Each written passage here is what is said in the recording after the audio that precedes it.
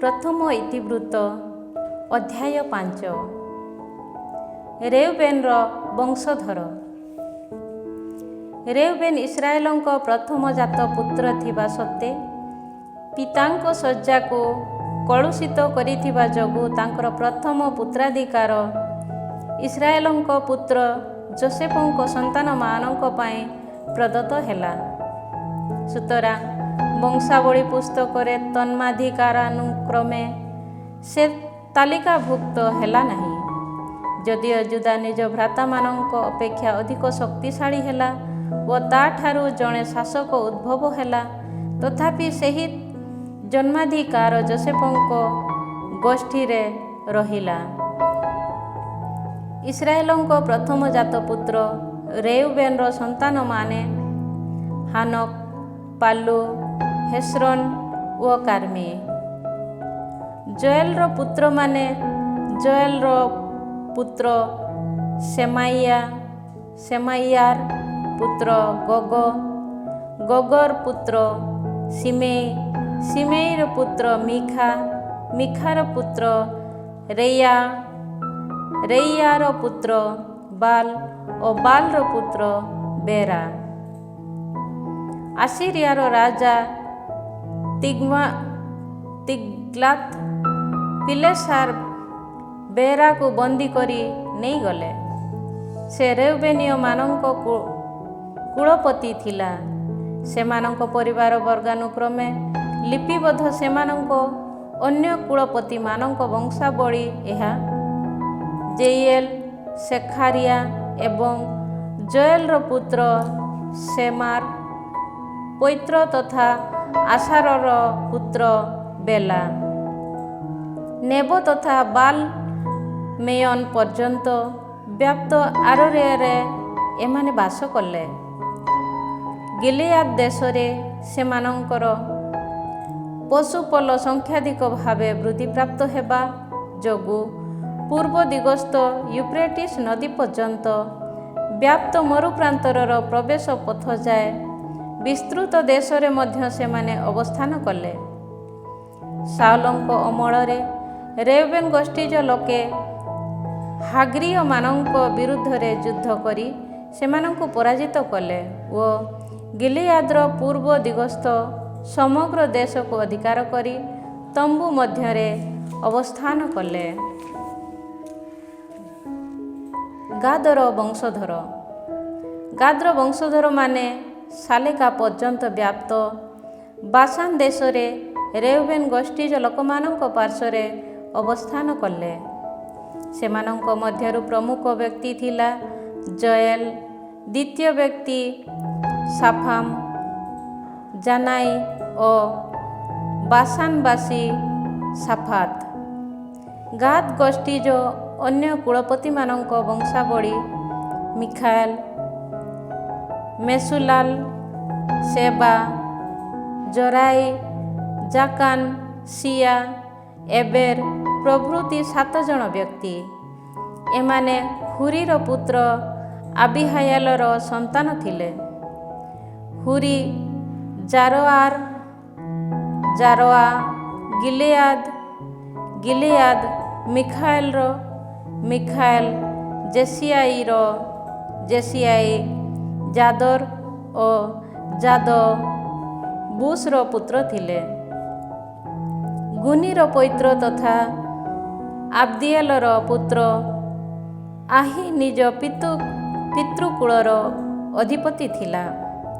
ସେମାନେ ଗିଲିଆଦ, ବାସାନ ଓ ତନ୍ମଧ୍ୟସ୍ଥ ନଗରୀ ସମୂହ ଏବଂ ଶାରୋନ ମଧ୍ୟବର୍ତ୍ତୀ ଚାରଣ ଭୂମିଗୁଡ଼ିକର ସୀମା ସରହଦ ପ୍ରଦେଶ ପର୍ଯ୍ୟନ୍ତ ବାସ କଲେ। ଏ ସମସ୍ତ ବଂଶାବଳୀ ଯୁଦାର ରାଜା ଯୋଥାମ ଓ ଇସ୍ରାଏଲର ରାଜା ଜେରୋବାମଙ୍କ ରାଜତ୍ୱ କାଳରେ ତାଲିକାଭୁକ୍ତ ହେଲା। ରେଉବେନ ତଥା ଗାଦ ଗୋଷ୍ଠୀ ଓ ମାନାସେର ଅର୍ଦ୍ଧଗୋତ୍ରଜ ଲୋକଙ୍କ ମଧ୍ୟରେ ସାହସୀ ଏବଂ ଢାଲ ତଥା ଖଡ୍ଗଧାରୀ ହୋଇ ଓ ଧନୁ ଟାଣି ଯୁଦ୍ଧ କରିବା ସକାଶେ ନିପୁଣ 44,760 ବ୍ୟକ୍ତି ଥିଲେ। ସେମାନେ ହାଗ୍ରିଏମାନଙ୍କ ଜେଥୁର, ନାଫିସ୍ ତଥା ନଦାବ ନିବାସୀମାନଙ୍କ ବିରୁଦ୍ଧରେ ସଂଗ୍ରାମ କଲେ। ଈଶ୍ୱରଙ୍କଠାରେ ବିଶ୍ୱାସ ସ୍ଥାପନ କରି ତାହାଙ୍କ ସନ୍ନିଧାନରେ ମିନତିପୂର୍ବକ ପ୍ରାର୍ଥନା କରିବା ଯୋଗୁଁ ସେ ସେମାନଙ୍କର ପ୍ରାର୍ଥନା ପ୍ରତି କର୍ଣ୍ଣପାତ କଲେ ଓ ଏହି ସାହାଯ୍ୟ ଯୋଗୁଁ ହାଗ୍ରିୟ ତଥା ସେମାନଙ୍କ ସହଚର ଲୋକେ ସେମାନଙ୍କ ହସ୍ତରେ ସମର୍ପିତ ହେଲେ। ସେମାନେ ସେମାନଙ୍କ ପଶୁପଲକୁ କରାୟତ୍ତ କଲେ। 50,000 ଅଟ, 2,50,000 ମେଷ, 2,000 ଗଧ ଓ 1,00,000 ଲୋକମାନଙ୍କୁ ସେମାନେ ଅଧିକାର କଲେ। ସେହି ଯୁଦ୍ଧ ଈଶ୍ୱରଙ୍କ ଅଭୀଷ୍ଟ ମୁତାବକ ସଂଗଠିତ ହୋଇଥିବା ଯୋଗୁଁ ବହୁ ସଂଖ୍ୟକ ଲୋକ ନିହତ ହେଲେ। ସେମାନେ ନିର୍ବାସିତ ଜୀବନକାଳ ପର୍ଯ୍ୟନ୍ତ ସେଠାରେ ଅବସ୍ଥାନ କଲେ। ମାନାସେର ଅର୍ଦ୍ଧଗୋତ୍ରଜ ଲୋକେ ବାସାନଠାରୁ ବାଲ ହେମ୍ରୋନ, ସେନିୟାସ ତଥା ହେର୍ମୋନ ପର୍ବତ ପର୍ଯ୍ୟନ୍ତ ବିସ୍ତୃତ ଦେଶରେ ବାସ କଲେ ଓ ସେମାନେ ସଂଖ୍ୟାଧିକ ଭାବେ ପରିବର୍ଦ୍ଧିତ ହେଲେ। ସେମାନଙ୍କ ପିତୃକୁଳାଧିପତି ଏବଂ ନିପୁଣ ତଥା ବିଖ୍ୟାତ ଯୋଦ୍ଧାଗଣ ଏଫେର, ଇସି, ଏଲିଏଲ, ଆସ୍ରିଏଲ, ଜେରେମିଆ, ହଦାବିଆ ଓ ଜାହଦିଏଲ।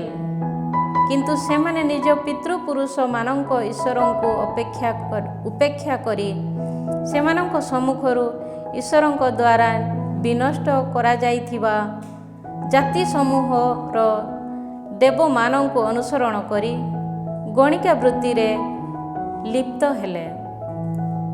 ସୁତରାଂ ଇସ୍ରାଏଲର ଈଶ୍ୱର ସେମାନଙ୍କ ବିରୁଦ୍ଧରେ ଆସିରିଆର ରାଜା ପୁଲ ଓ ତିଗ୍ଲାତ ପିଲେସାରଙ୍କୁ ପଠାଇଲେ। ରେଉବେନ ତଥା ଗାଦ ଗୋଷ୍ଠୀ ଓ ମାନାସେର ଅର୍ଦ୍ଧଗୋତ୍ରଜ ଲୋକମାନଙ୍କୁ ତିଗ୍ଲାତ ପିଲେସାର ବନ୍ଦୀ କରି ନେଇଗଲେ ଓ ସେମାନଙ୍କୁ ହାଲା, ହାବର, ହାରା ଓ ଗୋସାନ ନଦୀ ତଟ ଦେଶରେ ଅବସ୍ଥାପିତ କରାଇଲେ। ସେମାନେ ଅଦ୍ୟାବଧି ସେଠାରେ ବାସ କରୁଛନ୍ତି। ଅଧ୍ୟାୟ 6। ଲେବୀର ବଂଶଧର। ଲେବୀର ପୁତ୍ରମାନେ ଗେର୍ହମ, କୋହାଥ ଓ ମେରାରୀ। କୋହାଥର ପୁତ୍ରମାନେ ଆମ୍ରାମ, ଇସହାର, ହେବ୍ରୋନ ଓ ଉସିଏଲ। ଆରୋନ, ମୋସେସ ଓ ମିରିୟାମ ଆମ୍ରାମର ସନ୍ତାନ ଥିଲେ। ଆରୋନଙ୍କ ପୁତ୍ରମାନେ ନାଦାବ, ଆବିହୁ, ଏସିଆସାର ଓ ଇଥାମାର। ଏଲିଆସାର ନିପେହାସର ଓ ସେ ଆବିସୁଆର ପିତା ଥିଲେ। ଆବିସୁଆ ବୁକିର ଓ ବୁକି ଉସ୍ରିର ପିତା ଥିଲେ। ଉସି ସେରାହିୟାର ଓ ସେରାହିୟା ମେରାୟଥର ପିତା ଥିଲେ।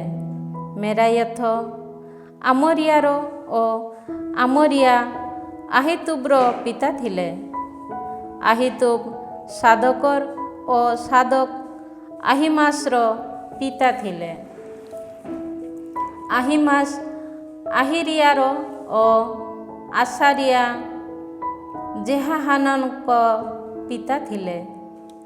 ଜେରୁସାଲେମରେ ସଲୋମନଙ୍କ ଦ୍ୱାରା ନିର୍ମିତ ଦେବାଳୟରେ ରାଜକୀୟ ସେବା କାର୍ଯ୍ୟ କରିଥିବା ଆସାରିୟାର ପିତା ଥିଲେ ଯୋହାନାନ। ଆସାରିୟା ଆମାରିୟାର ଓ ଆମାରିୟା আহিତୁବର ପିତା ଥିଲେ। আহিତୁବ ସାଦୋକର ଓ ସାଦୋକ ସାଲୁମର ପିତା ଥିଲେ। ସାଲୁମ ହିଲକିୟାର ଓ ହିଲକିୟା ଆସାରିୟାର ପିତା ଥିଲେ। ଆସାରିୟା ସେରାଇୟାର ଓ ସେରାଇୟା ଜେହୋସାଦାକର ପିତା ଥିଲେ। ନେବୁଖାଦ୍ନେସରଙ୍କ ଜରିଆରେ ପ୍ରଭୁ ଯେବେ ଜୁଦା ତଥା ଜେରୁସାଲେମବାସୀଙ୍କୁ ବିତାଡ଼ିତ କରାଇଲେ, ତେବେ ଜେହୋସାଦାକ ମଧ୍ୟ ନିର୍ବାସିତ ହେଲା। ଲେବିର ପୁତ୍ରମାନେ ଗେର୍ଶମ, କୋହାତ ଓ ମେରାରୀ।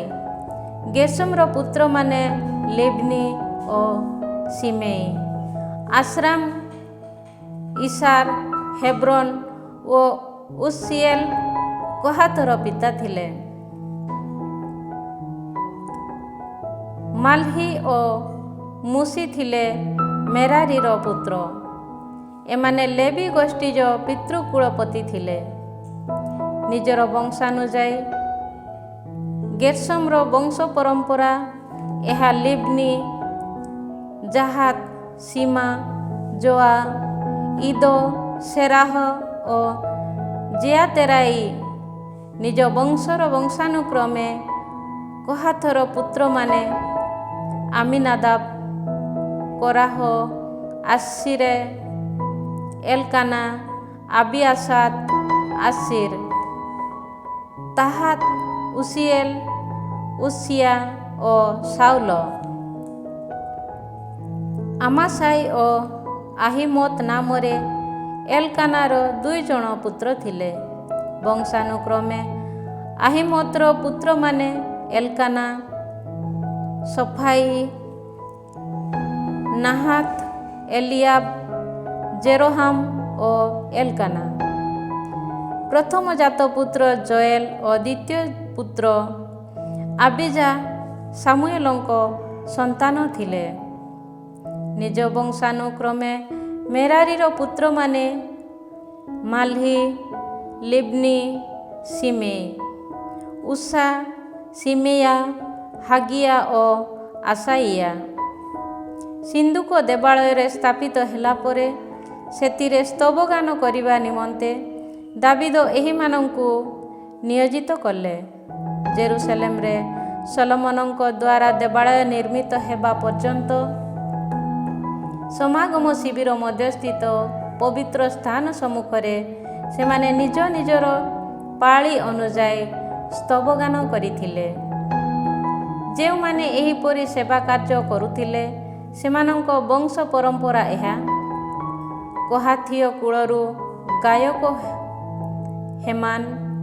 ନିଜ ବଂଶାନୁକ୍ରମେ ହେମାନର ପିତୃ ପୁରୁଷମାନେ ଥିଲେ ଜୋଏଲ, ସାମୁଏଲ, ଏଲକାନା, ଜେରୋହାମ, ଏଲିଏଲ, ତୋହା, ସୁବ, ଏଲକାନା, ମାହାତ, ଆମାସାଇ, ଏଲକାନା, ଜୋଏଲ, ଆଶାରିୟା, ସେଫାନିୟା, ତାହାତ, ଆଶରିଏର, ଆବିଆସାପ, କୋହାର, ଇସାର, କୋହାତ, ଲେବି ଓ ଇସ୍ରାଏଲ। ହେମାନର ଦକ୍ଷିଣ ପାର୍ଶ୍ୱରେ ତାର ଭ୍ରାତା ଆସାପ ଦଣ୍ଡାୟମାନ ହେଉଥିଲା। ନିଜ ବଂଶାନୁକ୍ରମେ ଆସାଫର ପିତୃପୁରୁଷମାନେ ଥିଲେ ବେରେଖିଆ, ସିମେୟା, ମିଖାଏଲ, ବାସେଇୟା, ମାଲଖିଜା, ଏଥନି, ସେରାହ, ଆଦାଇୟା, ଏଥାନ, ସୀମା, ସିମେଇ, ଜାଥାନ, ଗେର୍ଶମ ଓ ଲେବି। ସେମାନଙ୍କର ସହୋଦର ଗଣ ମେରାରୀର ପୁତ୍ର ମାନେ ତାର ଦକ୍ଷିଣ ପାର୍ଶ୍ୱରେ ଦଣ୍ଡାୟମାନ ହେଉଥିଲେ। ସେମାନଙ୍କ ମଧ୍ୟରୁ ପ୍ରମୁଖ ବ୍ୟକ୍ତି ଥିଲା ଏଥାନ। ବଂଶାନୁକ୍ରମେ ଏଥାନର ପିତୃପୁରୁଷମାନେ କିସି, ଆବ୍ଦି, ମାଲୁକ, ହାସାବିୟା, ଆମାସିୟା, ହିଲକିୟା, ଆମସି, ବାନି, ସେମେର, ମାଲହି, ମୁସି, ମେରାରୀ ଓ ଲେବି। ସେମାନଙ୍କର ଭ୍ରାତୃଗଣ ଲେବୀୟମାନେ ଦେବାଳୟ ମଧ୍ୟସ୍ଥିତ ପବିତ୍ର ସ୍ଥାନର ସମସ୍ତ ସେବା କାର୍ଯ୍ୟ ପାଇଁ ନିୟୋଜିତ ହୋଇଥିଲେ। ଈଶ୍ୱରଙ୍କ ଦାସ ମୋଶେସଙ୍କ ଆଦେଶ ମୁତାବକ ଆରୋନ ଓ ତାଙ୍କର ପୁତ୍ରମାନେ ହୋମବଳି ପୀଠ ତଥା ଧୂପବଳି ପୀଠ ଉପରେ ନୈବେଦ୍ୟ ଉତ୍ସର୍ଗ କରିବା, ପବିତ୍ରତମ ସ୍ଥାନରେ ସେବା କାର୍ଯ୍ୟ କରିବା ଓ ଇସ୍ରାଏଲ ପ୍ରତି ପାପ ପରିହାର କରିବା କର୍ମରେ ବ୍ରତୀ ହୋଇଥିଲେ। ବଂଶାନୁକ୍ରମେ ଆରୋନଙ୍କ ପୁତ୍ରମାନେ ଏଲେଆସାର, ପିନେହାସ, ଆବିସୁଆ, ବୁଖି, ଉସି, ସେରାହିଆ, ମେରାଇଏଥ, ଆମାରିଆ, আহিତୋବ, ସାଦକ ଓ আহিମାସ। ସେମାନଙ୍କର ବାସସ୍ଥଳୀ ତଥା ସୀମା ସରହଦ ଏହା ଆରୋନଙ୍କ ପୁତ୍ରମାନଙ୍କ ମଧ୍ୟରୁ କହାତୀୟ କୁଳ ସପକ୍ଷରେ ପ୍ରଥମ ବୁଲିବାଣ୍ଟ ହେଲା। ସେମାନଙ୍କ ପାଇଁ ଜୁଦା ଦେଶସ୍ଥିତ ହେବ୍ରୋନ ତଥା ତାର ଚତୁଃପାର୍ଶ୍ୱସ୍ଥ ଚାରଣଭୂମି ପ୍ରଦତ୍ତ ହେଲା। କିନ୍ତୁ ଜେଫୁନେଙ୍କ ପୁତ୍ର କାଲେବ ନଗରୀ ଅଧୀନସ୍ଥ କ୍ଷେତ ତଥା ଗ୍ରାମ ସମୂହ ପାଇଲେ।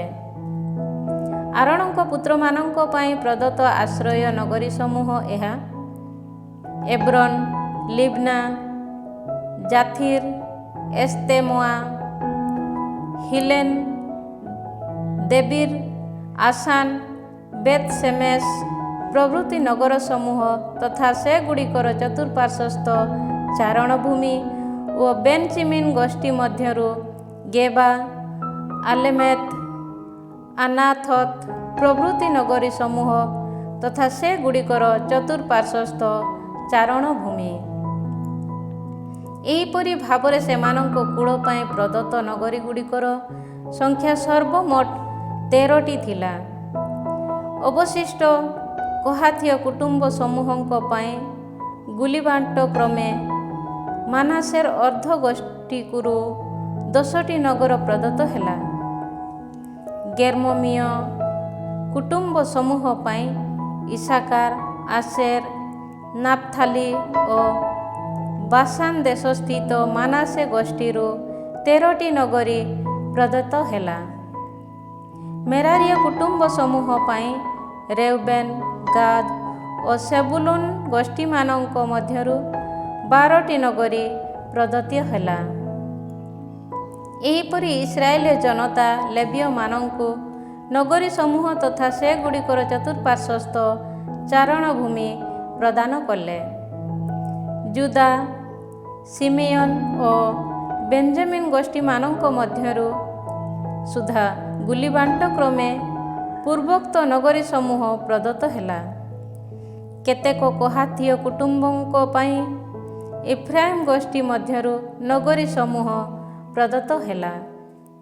ସେମାନଙ୍କ ପାଇଁ ପ୍ରଦତ୍ତ ଏଫ୍ରାଇମ ପାର୍ବତ୍ୟାଞ୍ଚଳସ୍ଥ ଆଶ୍ରୟ ନଗରୀ ସମୂହ ଏହା ସେଖେମ, ଗେସେର, ଯୋକମିଆମ, ବେତ ହରୋନ, ଆଇଜାଲନ, ଗାଥ, ରିମୋନ ପ୍ରଭୃତି ନଗରୀ ତଥା ସେଗୁଡ଼ିକର ଚତୁଃପାର୍ଶ୍ୱସ୍ଥ ଚାରଣଭୂମି ଓ ମାନାସେର ଅର୍ଦ୍ଧଗୋଷ୍ଠୀରୁ ଅନେର, ବିଲେୟମ ପ୍ରଭୃତି ନଗର ସମୂହ ତଥା ସେଗୁଡ଼ିକର ଚତୁଃପାର୍ଶ୍ୱସ୍ଥ ଚାରଣଭୂମି।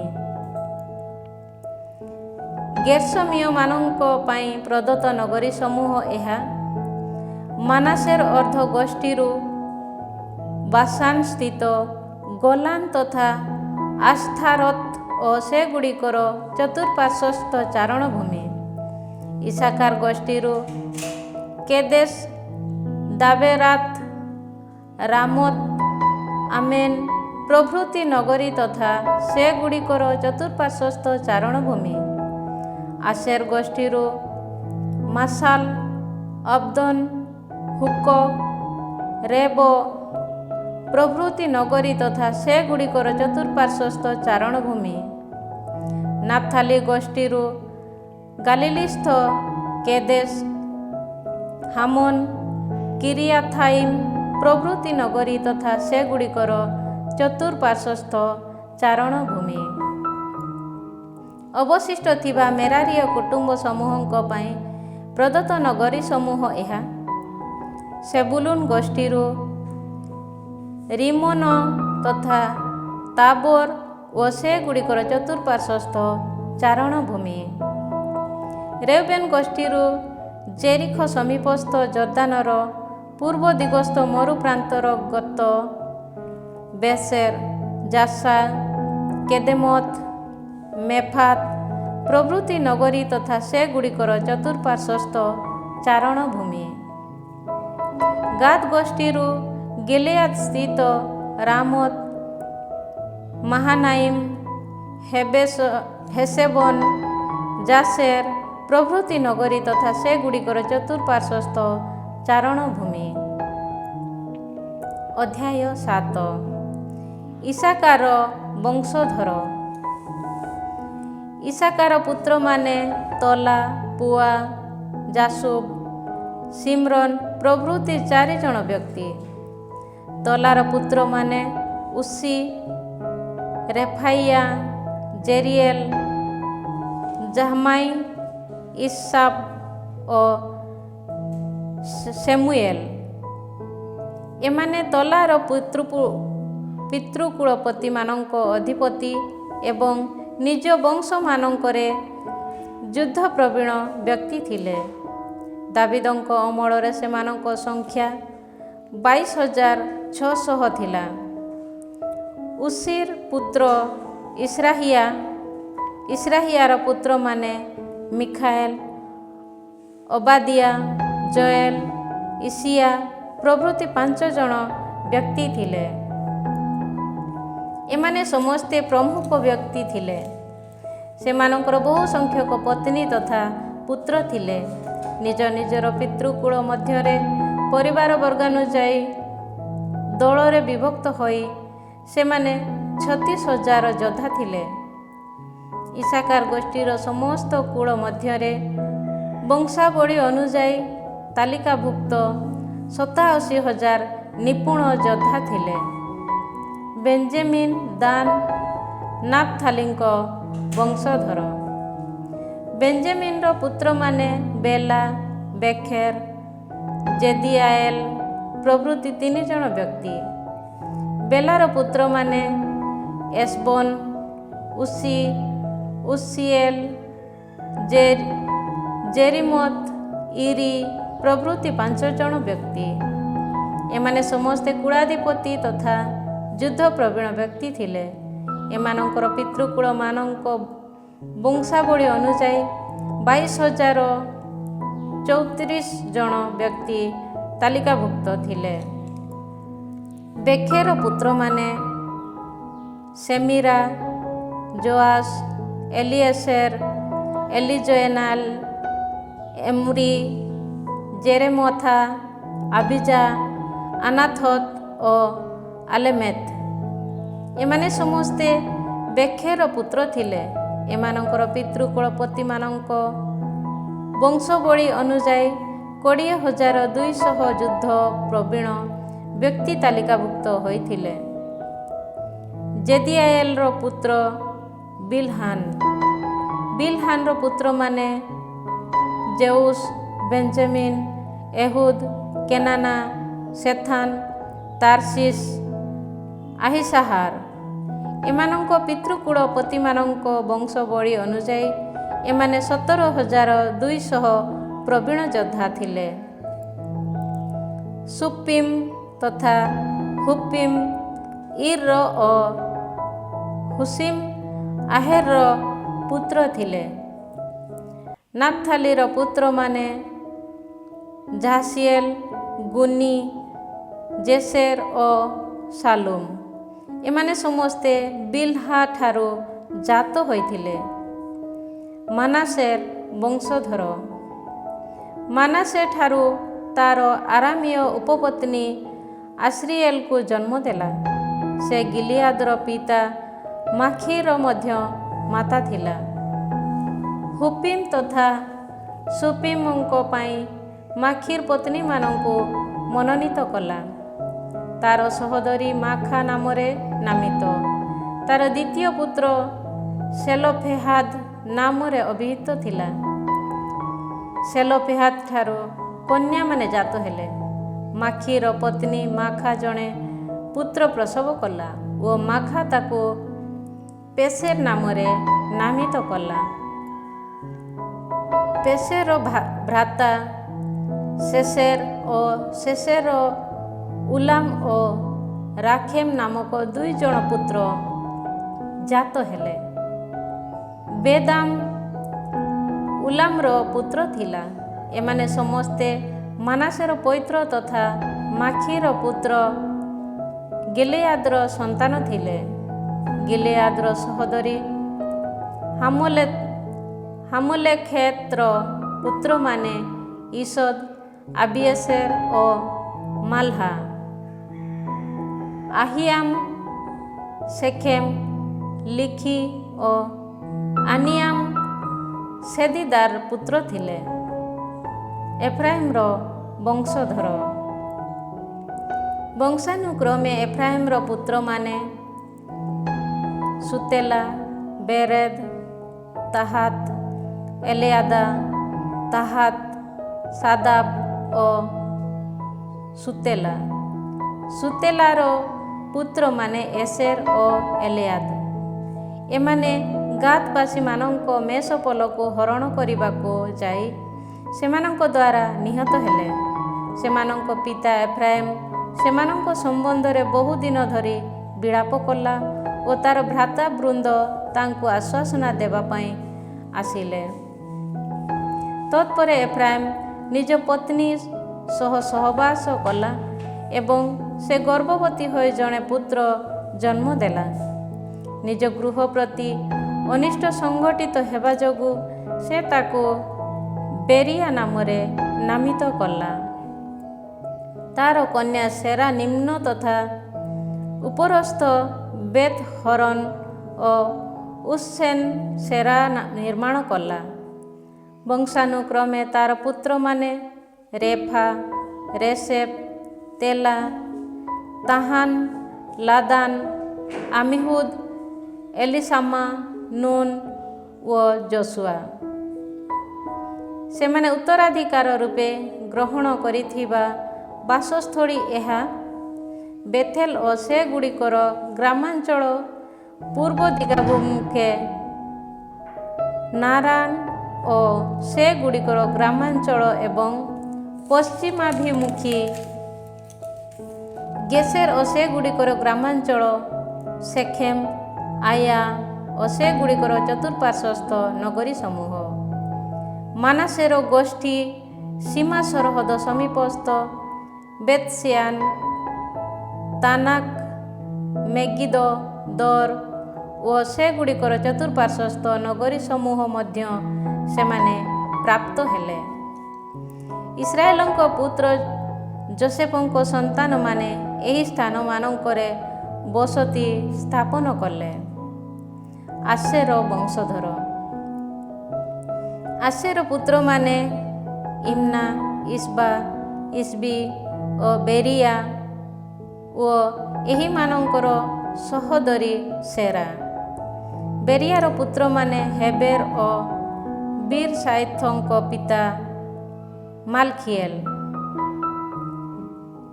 ଜାଫଲେତ, ମୋସେର, ହଥାମ ଓ ଏହିମାନଙ୍କର ସହୋଦରୀ ସୁଆର ପିତା ହେବେର ଥିଲା। ଜାଫଲେଥର ପୁତ୍ରମାନେ ପାସାକ, ବିମ୍ହାନ, ଆସବାତ। ଏମାନେ ଜାଫଲେତର ସନ୍ତାନ ଥିଲେ। ସେମାନଙ୍କର ସହୋଦର ସୋମେରର ପୁତ୍ରମାନେ ରମଗା, ଜେହୁବା ଓ ଆରାମ। ସେମାନଙ୍କର ସହୋଦର ହେଲେମର ପୁତ୍ରମାନେ ସଫାହ, ଇମ୍ନା, ସେଲେମ ଓ আমাল। ସଫାହର ପୁତ୍ରମାନେ ସୁଆ, ହାର, ନେଫେର, ସୁଆଲ, ବେରି, ଇମ୍ରା, ବେସେର, ହଦ, ସାମା, ସିଲସା, ଇତ୍ରାନ ଓ ବେରା। ଯେତେଥର ପୁତ୍ରମାନେ ଜେଫୁନେ, ପିସ୍ପା ଓ ଆରା। ଉଲାର ପୁତ୍ରମାନେ ଆରାହ, ହାନିଏଲ ଓ ସିରିଆ। ଏମାନେ ସମସ୍ତେ ଆସେର ଗୋଷ୍ଠୀର କୁଳାଧିପତି ବୃନ୍ଦ, ପ୍ରସିଦ୍ଧ ଯୁଦ୍ଧପ୍ରବୀଣ ତଥା ନେତାଗଣ ମଧ୍ୟରୁ ପ୍ରମୁଖ ବ୍ୟକ୍ତି ଥିଲେ। ବଂଶାବଳୀ ଅନୁଯାୟୀ ଯୁଦ୍ଧ ପାଇଁ ତାଲିକାଭୁକ୍ତ ଏହିମାନଙ୍କର ସଂଖ୍ୟା 36,000 ଥିଲା।